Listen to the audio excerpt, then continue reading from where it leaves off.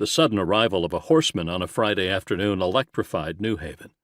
Israel Bissell leapt from his saddle and shouted for the village selectmen. His eyes bulged with news. Citizens came rushing to the green at the center of the prosperous Connecticut seaport. Bissell, his face strained with fatigue, rattled off his brief, shocking story. Fire, slaughter, war.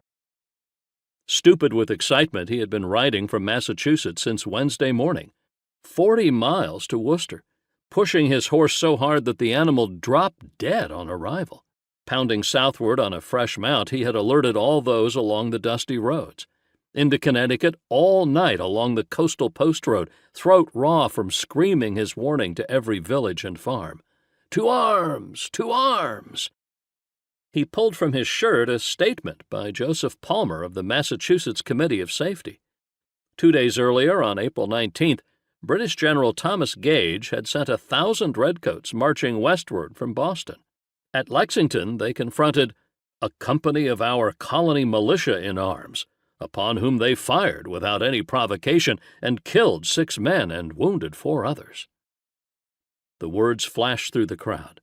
Repeated in shouts and whispers, they ignited New Haven streets and taverns and markets with fear. I have spoken with several persons, Palmer wrote, who have seen the dead and wounded. Images of blood spilled into the minds of the people. Fear quickly turned to rage. Bissell had set off too early to know the outcome. The short firefight at Lexington had exploded into a blaze at Concord, a conflagration on the road back to Boston. Fire had consumed homes. Bayonets had pierced innocent flesh. A bloody butchery by the British, the first newspaper account howled. In fact, well-organized patriot militiamen had shot dead 70 of the King's soldiers and wounded many more. In a day, the world had changed. In New Haven, the news quickly arrived at a prominent mansion on Water Street, by far the grandest residence in the town of 5,000 souls. The house, with its mahogany paneling, English wallpaper, and sweeping central stairway, was not yet completed that April afternoon. The peach, plum, and cherry trees that filled 4 acres of orchards were just coming into leaf. The new stables housed some of the finest riding and carriage horses in the region.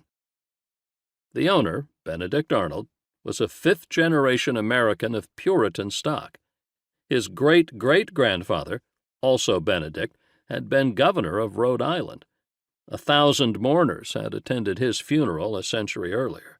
His name was handed down through a line of Arnolds, but the family wealth was not. The 4th Benedict, a cooper's apprentice, had settled in Norwich on the eastern edge of Connecticut, married well, climbed the social ladder, and made himself a prosperous merchant and trader. When he succumbed to depression, bad luck, and drink, he left his son, the current Benedict, to start over from scratch.